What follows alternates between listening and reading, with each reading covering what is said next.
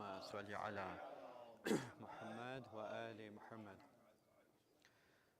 أعوذ بالله من الشيطان الرجيم. بسم الله الرحمن الرحيم. الحمد لله رب العالمين.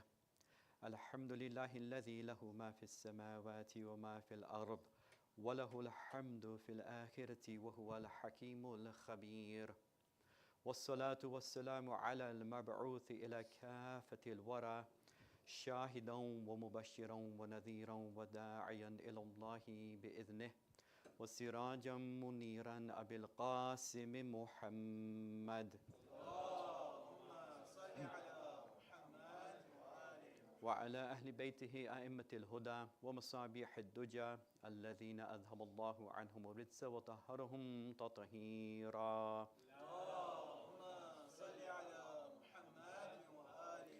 أما بعد فقد قال الله سبحانه وتعالى في كتابه الكريم بسم الله الرحمن الرحيم لقد جاءكم رسول من أنفسكم عزيز عليه ما عنتم حريص عليكم بالمؤمنين رؤوف رحيم. صلوا على محمد وآل محمد.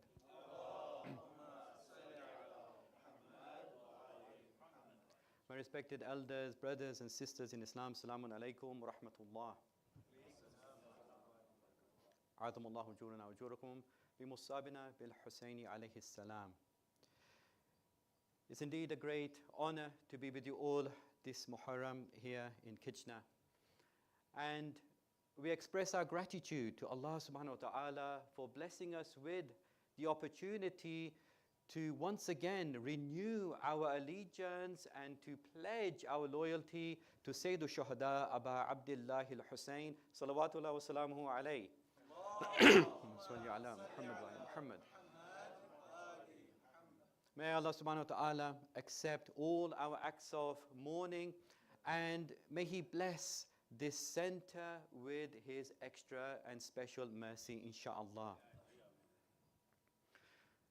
Every night, I will set out a set of questions that I will seek to answer during the course of each lecture. And these questions I will pose at the beginning of each majlis. So the questions for this majlis are as follows. Firstly, with regard to this whole idea of the blessings that we derive from these majalis, I want to explore, first of all, that what is the relationship between the breath of a distressed person who feels the injustices done to the Ahlul Bayt alayhimus salam and the breath of a believer in Shahru Ramadan. What's the connection between the breath of such a mourner and such a believer? Secondly, with regard to this whole area that I was talking about, the lecture series, what is the topic of this lecture series this year in Muharram? Thirdly, what does the Quran and Sunnah reveal about the empathy of the blessed Prophet of Islam, Muhammad sallallahu alayhi wa sallam, Allahumma salli ala Muhammad wa ali Muhammad, towards others? Fourthly, how does Imam Hussein alayhi salam echo the empathy of his grandfather? And finally, how can we cultivate empathy towards others? Inshallah, we'll discuss these 5 areas in depth, beginning with Allah salawat ala Muhammad wa ali Muhammad.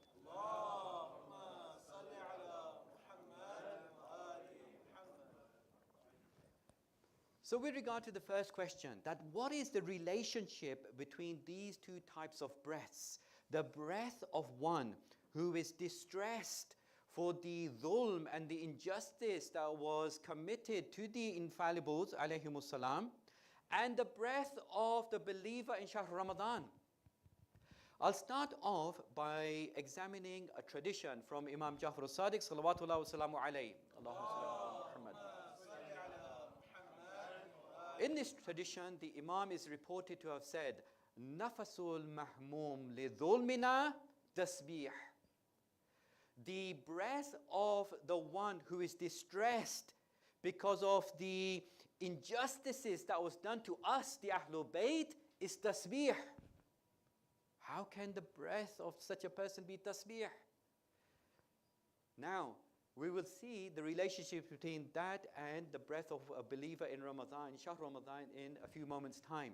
But let's have a look at this in a bit more detail, because this tradition goes on to say that the Imam said to the person he was addressing that this tradition it is incumbent on you, it is wajib on you to write this hadith in gold. Allahu Akbar. So much importance is given by the sixth Holy Imam to this tradition. Why? It's because our tears for Abu Abdullah, for the mourning of the oppressions that were faced by the Ahlul Bayt alayhimus salam, are not ordinary tears. It's not ordinary grief and sadness. There is a special type of value in the eyes of Allah that He considers it tasbih. What is that special consideration? Let's have a look at this. Well, one person who definitely understood the value of the mourning and the tears for Sayyid al-Shuhada and the Ahlul Bayt alayhimus salam in general is none other than Sayyid Shahabuddin Marashi Najafi. You probably heard of him and know about his great library in the holy city of Qom. The Marashi Najafi library is world renowned for the manuscripts it has in the fields of Islamic studies. And even outside Islamic studies as well, some other really great works are there as well. This person has this amazing will, this wasiyah, and I recommend this to everyone to read. It gives you an idea of those things that were important to him and some of the ways that he managed to reach the high stations that he reached. So in this wasiyah, he mentions 3 things that are related to the mourning of Abu Abdullah. It's quite amazing. In the list of wasiyah, 3 things are relating to the grief and the sadness of Sayyid al-Shuhada. So he says, first of all, that I would like the black clothes that I would wear when mourning Sayyid al-Shuhada in Muharram and Safar to be buried with me. Second, he says, I would like the tasbih, the rosary. I would like that which is made out of the soil of Imam Hussein to be buried with me. I used to use that, he says, to do istighfar at dawn time. And then thirdly, he says, I would like the handkerchief that I used to use to absorb the tears that would flow down my cheeks when I would cry for Sayyid al-Shuhada to be placed on my chest inside my kafan. This is to show how these great personalities who understood the value of the tears and the mourning for Sayyid al-Shuhada, why they are so valued, such that they want them to be with them in the grave.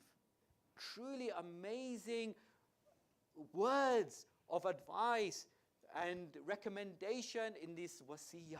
Now, let's have a look at this statement from Imam Sadiq alayhi salam in more depth.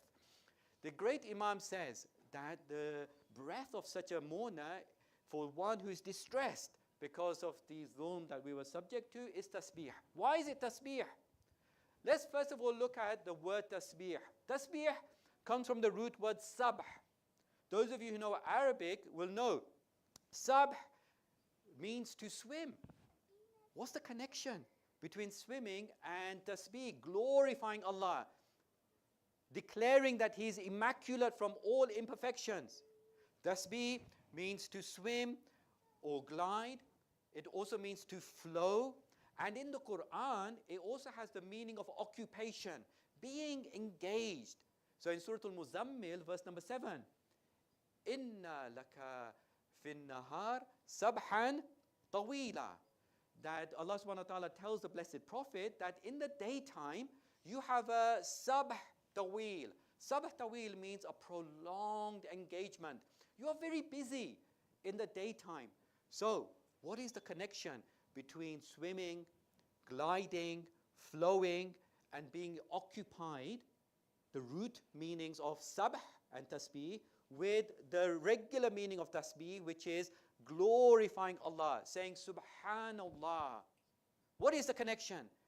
The connection is as follows, that just as in swimming, there is a physical, continuous movement through the water.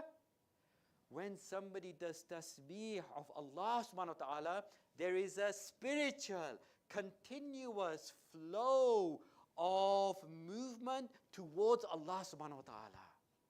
That's why tasbih is called what it is, and the connection with its root word sabh.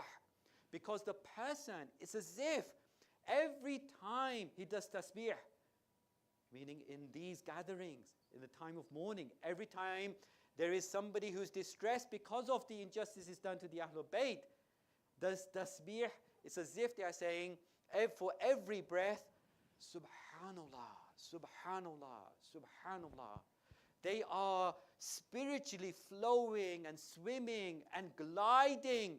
They are engaging themselves fully in the glorification of Allah subhanahu wa ta'ala. Just as a swimmer flows and glides continuously, physically through the water. So now we've understood that, let's move on to examine the relationship between that and the tasbih of the believer in Shahr Ramadan. For this, you will all recall where that connection comes from. It's from that famous sermon, isn't it? At the end of Sha'ban, where the Blessed Prophet, addressing the believers, talks about the blessedness and the rewards and the special status of Shahr Ramadan. One of the things he says is, Anfasukum fi tasbih. Your breaths in this month, in the month of Shahr Ramadan, is tasbih. I want to know what is the relationship between the breaths of the believer in Shahr Ramadan and the breaths of a mourner for the Ahlul Bayt's injustices, bearing in mind that root connection as well of swimming, gliding and flowing and being occupied. Well, it goes to show that in the eyes of Allah subhanahu wa ta'ala, these are special times. These are special moments when a believer is engaged fully. Remember that meaning of being occupied and engaged fully? In Shahr Ramadan, what are they engaged fully in? They are engaged fully in fasting, ibadah, reciting the Quran, reflecting over the Quran, the du'as and so on and so forth. They are fully engaged. So what happens in Shahr Ramadan is that internally their essence is being transformed into the glorification of Allah subhanahu wa ta'ala. So every breath that that person takes, it's a new essence that is taking that breath. And therefore Allah values it and says, this is tasbih. Every time you breathe, it's as if you're saying, Subhanallah, Subhanallah, Subhanallah. When we are mourning about Abdullah, the same thing happens. The tears, the grief, the sadness, it transforms our essence to an extent that therefore when we breathe, it is not ordinary breaths. It is the breathing of a person who is just like as if he's saying, Subhanallah, Subhanallah, Subhanallah. And so this is the connection between the two. Both moments, both times, both types of worship are regarded as being extremely valuable and special in the eyes of Allah, because the person goes through a transformation. Ideally, of course, the person ideally goes through a transformation and changes themselves in a way that their essence is glorifying Allah subhanahu wa ta'ala. Sallu ala Muhammad wa ali Muhammad. Allahumma salli ala Muhammad wa ali Muhammad. Now, the blessed sixth Imam also said it's for the one who is distressed for the afflictions and the injustices that were done to us, the Ahlul Bayt. Distressed.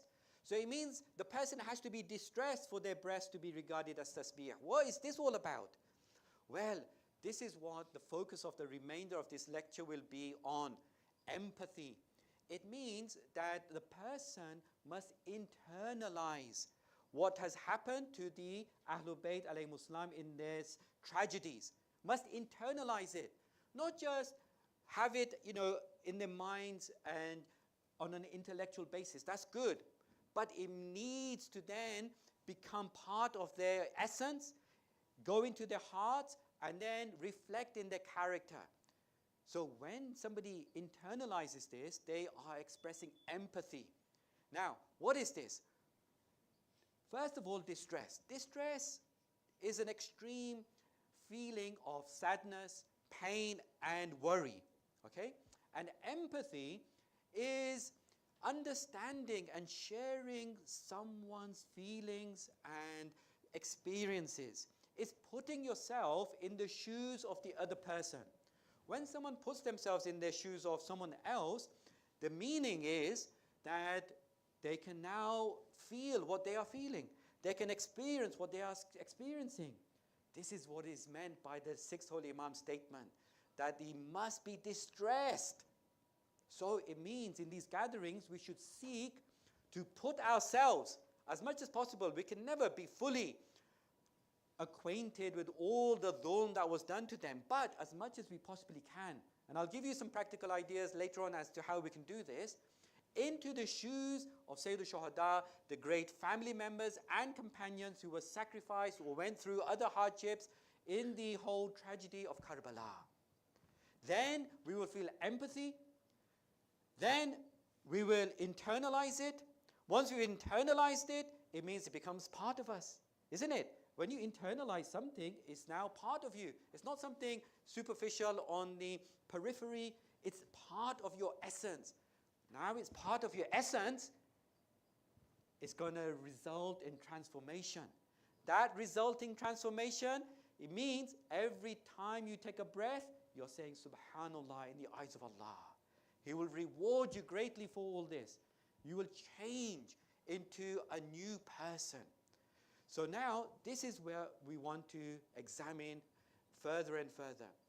Doesn't it resonate with that famous statement from Imam Ali ibn Musa Rida, salawatullah wa salamu alayhi?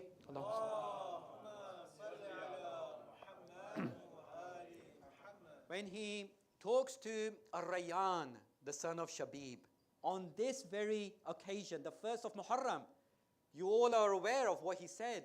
He says to him that, "Oh, Yabna Shabib, O son of Shabib, if you want to be with us, the Ahlul Bayt, in the highest levels of heaven, what do you need to do? Fahzan li huznina wafra li farahina." He says, then be sad in our sadness and joyful in our joy. Empathy. Put yourselves in our shoes. When we are happy, you be happy. When we are sad, you be sad. Not just sympathetic, but empathetic. Not just feeling sorry for them, but understanding and sharing in their experiences and grief. It's exactly what the Imam is saying. So if we are able to do that, inshallah, we will attain the highest reward. Sallu ala Muhammad wa ali Muhammad.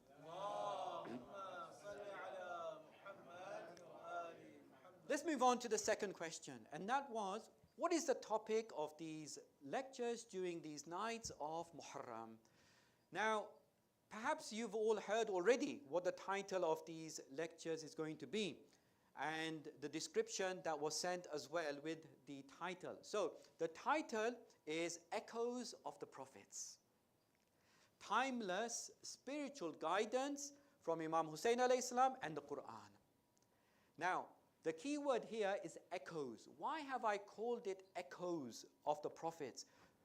Echoes from where?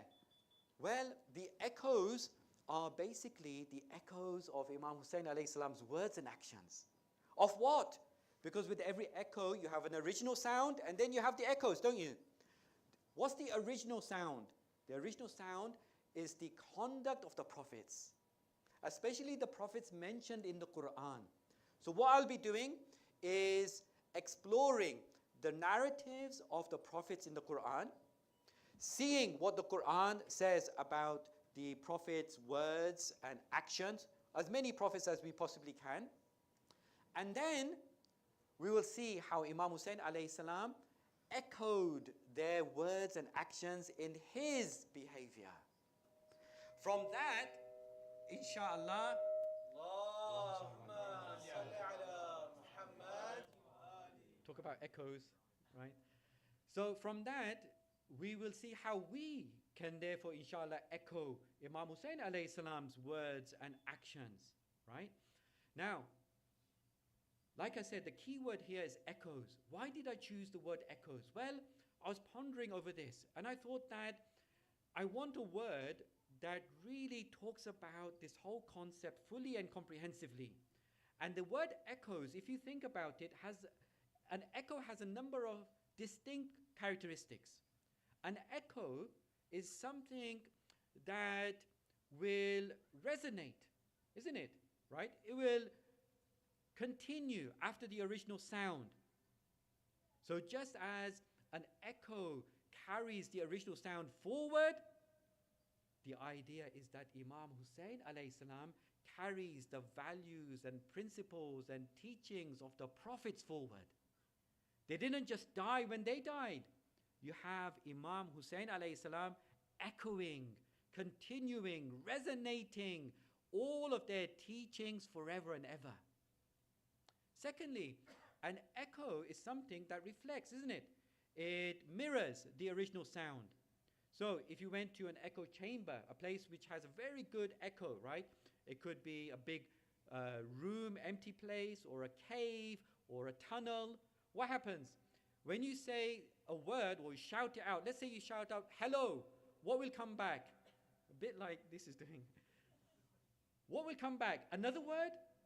It can't be another word. What will come back? The word hello. In fact, if another word came back, just imagine if goodbye came back. You'd be really spooked out, wouldn't you? Right? So the original word comes back. It's a mirror. It reflects. In the same way, Imam Hussein alayhi salam mirrors, embodies, and it reflects the words and actions of the prophets mentioned in the Quran. And thirdly, what does an echo do? It has lasting impact. So when you shout something in an echo chamber, it doesn't just die there and that's it. Like in an ordinary room, just once and that's it, gone. An echo continues it. It has lasting impact. It carries on.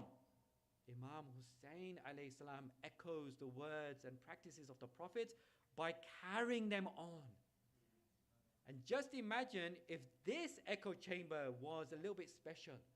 Not just that 4, 5, 10 times it echoes. No, it echoes forever. Then what? How would that echo chamber be? Perpetually, forever and ever echoing the legacy of the blessed prophets mentioned in the Quran. Sallallahu alaihi Muhammad wa Muhammad.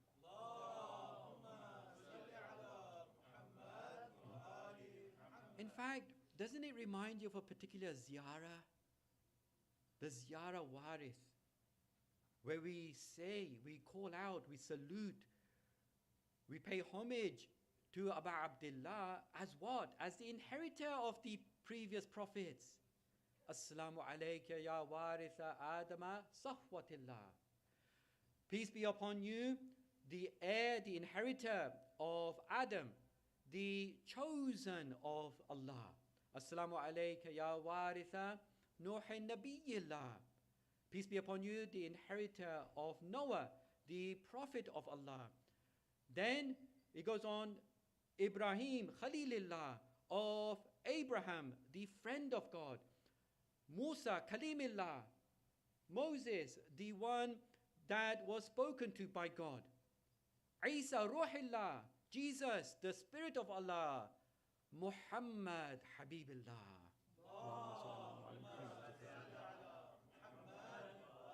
The blessed prophet, the most beloved of Allah. And so therefore you see, even in this ziyarah, how Abu Abdullah is described as the inheritor of the prophets. What did he inherit though? Did he inherit like usually people inherit wealth and property and money? Is it that type of inheritance that the ziyarah is talking about? Of course not. It's talking about their legacy, their spirituality, their teachings, their wonderful ways of dealing with everything that comes to them. All of these things that the blessed Imam inherited are echoing forever and ever. And inshallah, in this lecture series, we will look at especially those aspects of their words and actions that help us to navigate the challenges of the modern world. So I won't just select any aspect that they exemplified and then Abu Abdullah also resonated with and echoed. No, I will choose topics that inshallah are relevant to us in this modern world. And we will see inshallah how we can therefore take this forward and use the blessed example of Sayyid al-Shuhada in a way that elevates us spiritually. Sallu ala Muhammad wa ali Muhammad.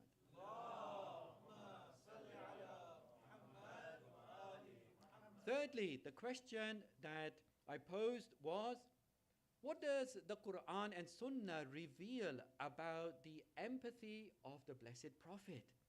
Well, when we look at the Quran and Sunnah, we see a tremendous number of examples about the Prophet's empathy. Let's see now how this fits in with our discussion earlier about the tasbih being something that is there for the person who empathizes with the dhulm and the injustices that were done to the Ahlul Bayt alayhimus salam.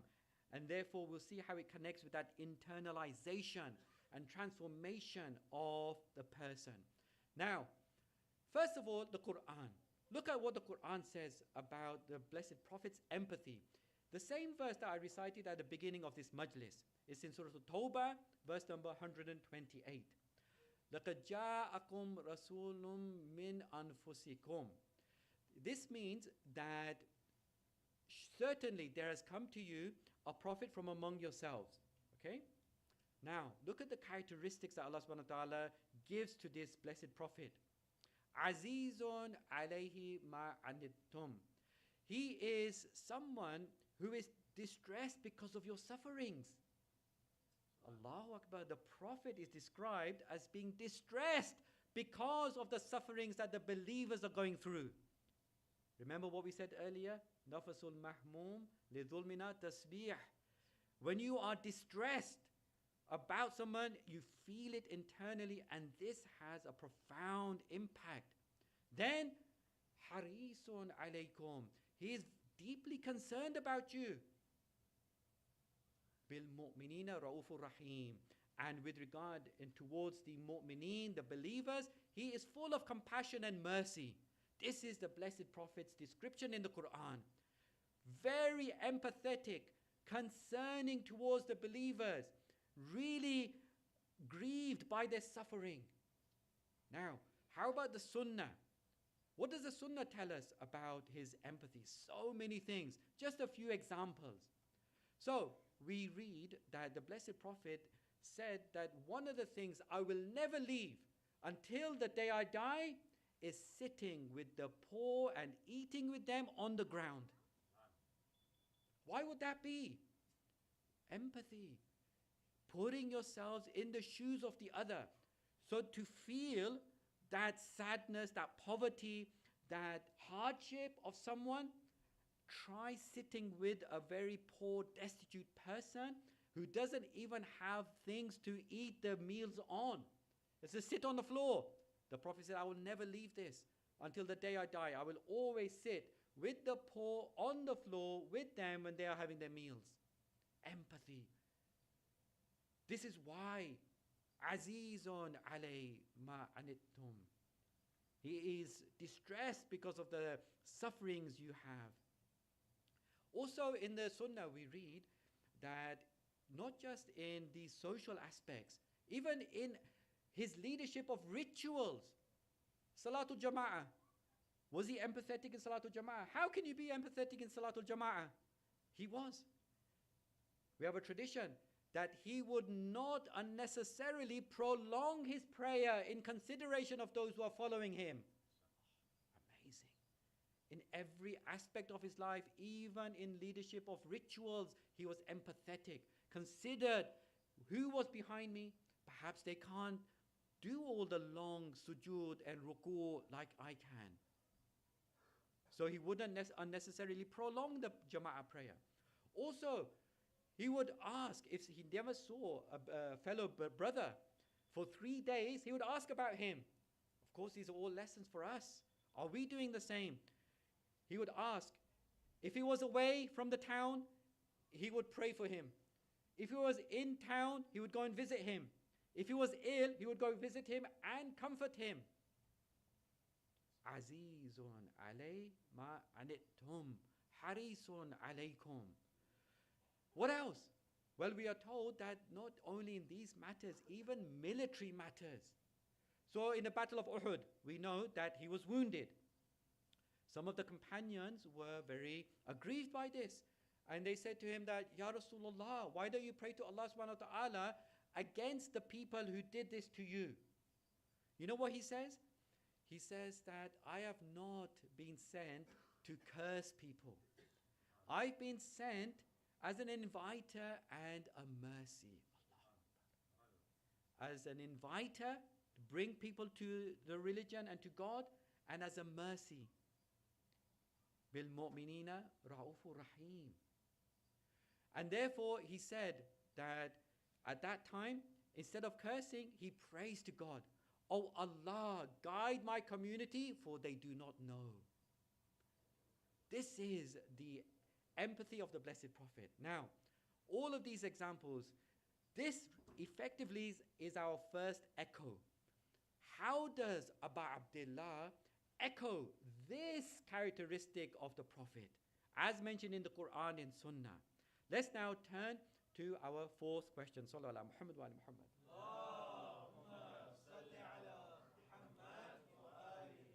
How does Sayyid al-Shuhada echo, emulate, and reflect the characteristic of his grandfather's empathy?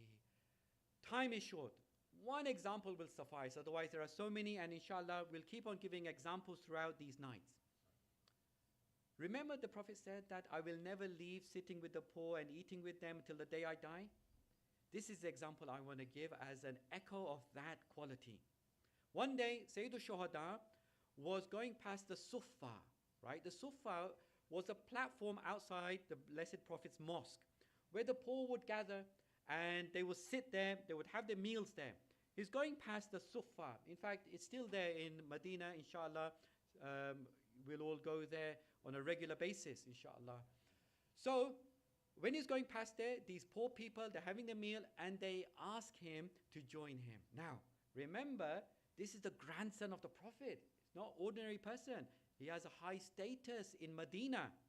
What does he do? Does he carry on walking? Or actually, he was on his horse. Does he carry on riding and ignoring them because of his status, who he is, his position, the reputation that he has? He gets off his horse. As he does so, he says, Inna Allah la yuhibbul mutakabbirin. Allah doesn't love the proud. He gets down and he joins them in their meal. Now, you can imagine what type of meal it must have been. The simplest of foods. But he ate with them. Then he says, I accepted your invitation. You accept mine. They accept and he reciprocates. They go to his house. He tells his blessed wife, the lady Rabab, that whatever you have, bring it out and serve them. She does that and they have a meal together. This is empathy. This is an echo of the Prophet's empathy. Eating with the poor, even though he had such a high status and reputation and position in Medina. Because he put himself in the shoes of those people. You can't possibly imagine what they are going through unless you have at least some idea of their experiences. And for that, we have to do certain things. We have to empathize, not just sympathize. Empathy, remember, is about understanding, sharing their experiencing, feeling what they are going through. So this is the very first echo that I wanted to look at, empathy. Now, let's move on to the fifth and final question for this evening, and that is the practical advice. Inshallah, I'll try my best to give as much practical advice as possible as well.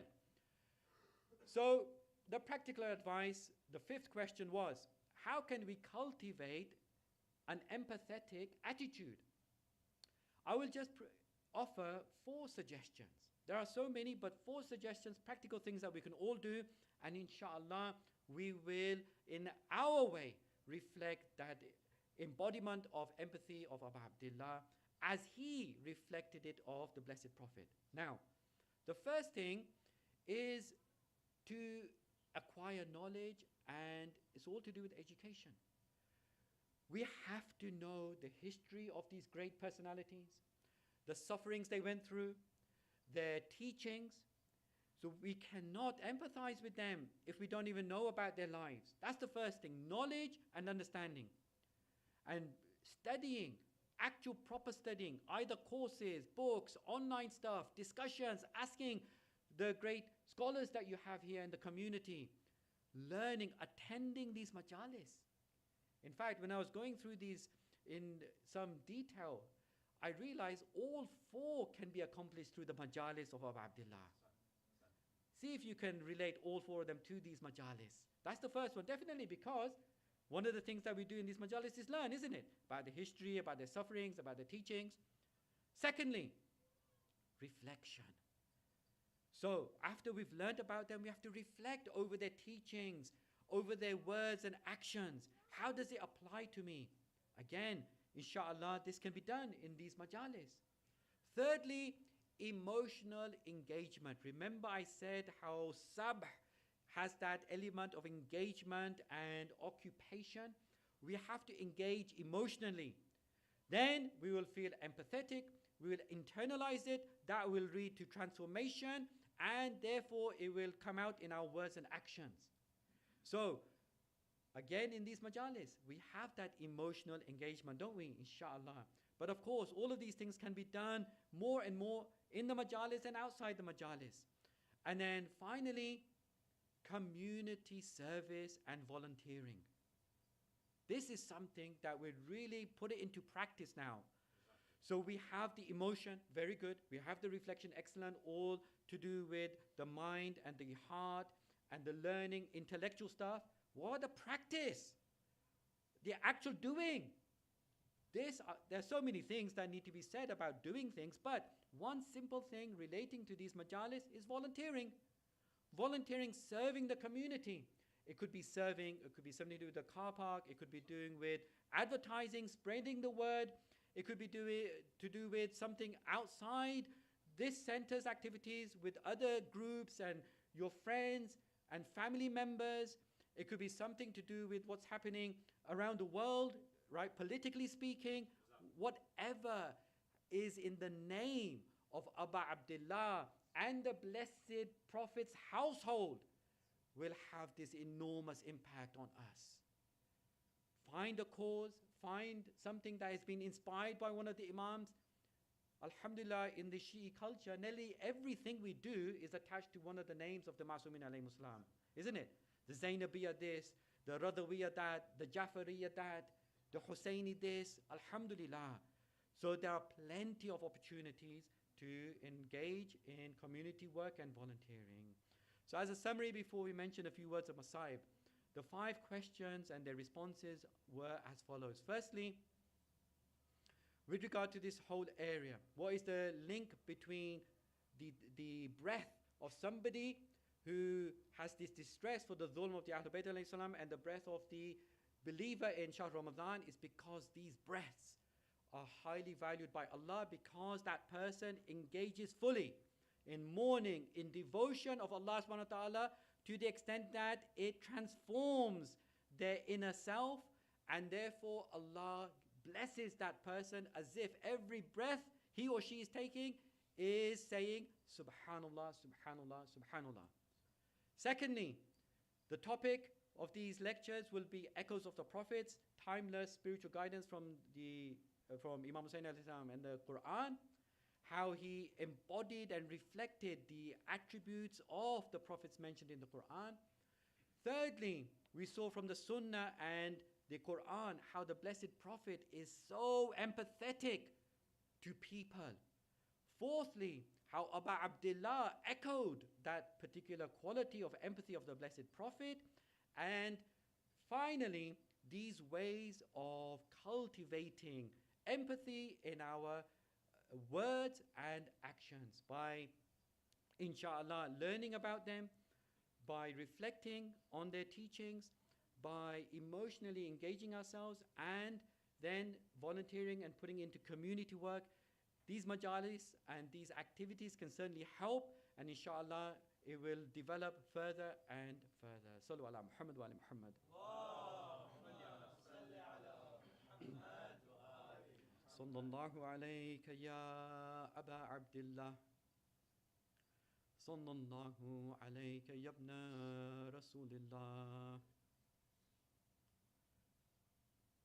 Imam Hussein alayhi salam refused to give his oath of allegiance to Yazid ibn Muawiyah. Yazid had been appointed by his father to be the next Khalifa. Abu Abdullah is never going to give his oath of allegiance to someone like that. And now he finds that because of this, his life and the life of his family members is in danger. So he has to leave Medina, the home city of his forefathers. Now, it's reported that before he left Medina, he goes to visit the graves of his brother, Imam Hassan alayhi salam, his mother, the Holy Lady Fatima Zahra, and the grave of his grandfather, Rasulullah sallallahu alayhi wa sallam. In fact, on 2 consecutive nights, he goes to visit his grandfather's grave. On the second night, he stays there all night, he falls asleep, and he has a dream. In this dream, Rasulullah comes to Abu Abdullah, he hugs him and he kisses him on the forehead. And he says to him, Bi Abi Ant. What a phenomenal statement. He says to him, may my father be your sacrifice. How is that possible? The Prophet is saying, may my father be your sacrifice, O Abu Abdullah. And then he says that it is as if I see you covered in blood. He says, كَأَنِّي أَرَاكَ مُرَمَّلًا بِدَمِكَ. Now, I want to ask, what is the Blessed Prophet referring to? He's referring to what happened on the day of Ashura, when Abu Abdullah was struck in the chest by that 3-pronged poisoned arrow. It went in so far that he had to take it out from his back. He put his hand there. It got covered in blood. He threw it to the sky. Not a single drop of it came down. He put his hand there a second time. It got covered in blood. Then he smeared that blood over his head and beard. This is what Rasulullah is referring to when he said, it's as if I see you drenched in your blood. Now, Mu'mineen, is also reported that on the 2nd of Muharram, the blessed caravan of Sayyidul Shuhada reached Karbala. Karbala, what emotions just the name evokes in the hearts of the lovers of the Ahlul Bayt alayhimus salam. Whenever lovers of the Ahlul Bayt hear the word Karbala, something happens to their hearts. When they enter the land of Karbala, a cloud of sadness overcomes them. The same thing happened to Amirul Mu'mineen Imam Ali alayhi salam when he entered Karbala. Someone says to him, this land is called Karbala. He says, Na'am dhatu karbin wa bala. Yes, it is a place of affliction and tribulation. And then he, like Rasulullah, talks about what's going to happen in the future. He says, this is the place where they will alight. And he says, this is the place where their blood shall be spilled. Now, Mu'mineen, remember those words, because Abu Abdullah echoes those words later on. Now, on the 2nd of Muharram, Hur ibn Yazid al-Riyahi, him and his companions, they stand in front of Sayyid al-Shuhada, and they prohibit him from going further. So now Sayyid al-Shuhada, he turns and he asks his companions that what is this place called? One of the companions says it's called Karbala. Now Abu Abdullah echoes those words. He says, Allahumma inni a'udhu bika min al-karbi wal-bala. Oh Allah, I seek refuge in you from the affliction and tribulations. And he says, this is where we shall alight. This is where our blood shall be spilled. And this is the place of our graves. Abu Abdullah is talking about the Qatl Gha. He's talking about the Maqtal, the place where he would be martyred. The place where Zainab al-Kubra saw him lying helplessly on the sands. The same place that the holy lady Zainab saw Shimr approach him. The same place that the holy lady Zainab saw Shimr sitting on his chest.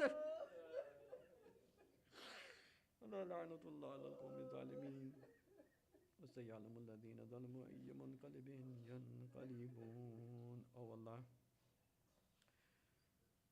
protect our blessed Imam and hasten his appearance. Oh Allah, enable us to echo the qualities of Sayyid al-Shuhada in our conduct. Oh Allah, forgive us and our forefathers for our sins. And oh Allah, bring relief to all those suffering around the world. Matame Hussein, Ya Hussein, Ya Hussein.